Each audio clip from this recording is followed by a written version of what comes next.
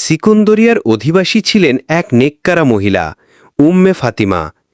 একদিন তিনি ঈমানের তৃষ্ণায়, ভালোবাসার টানে মদিনা মুনওয়ারায় হাজির হলেন।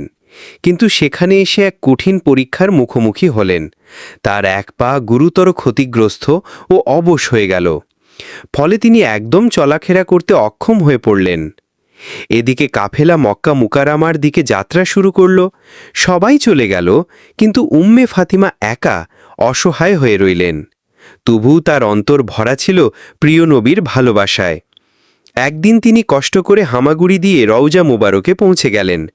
চোখ ভিজে গেল অশ্রুতে, ঠোঁটে ফুটে উঠল আবেদন, ইয়া হাবিবাল্লাহ, ইয়া রাসূলাল্লাহ, সবাই মক্কায় চলে গেল, আমি রয়ে গেলাম।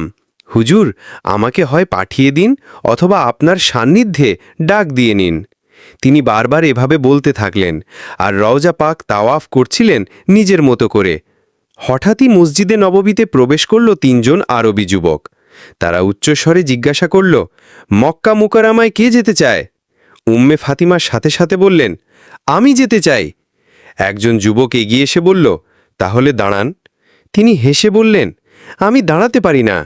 যুবকটি মমতা ভরা কণ্ঠে বলল, আপনার পা লম্বা করুন। তিনি তাই করলেন।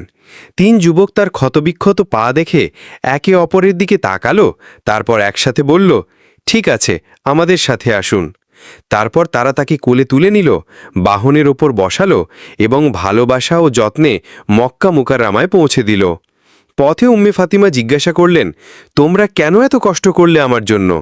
তখন এক যুবক হেসে বলল, আমরা স্বপ্নে হুজুর সাল্লাল্লাহু আলাইহি ওয়াসাল্লামকে দেখেছি।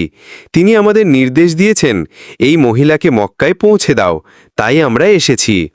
উম্মে ফাতিমা বললেন, আমি কখনো এত সহজে এত শান্তিতে মক্কায় পৌঁছাইনি।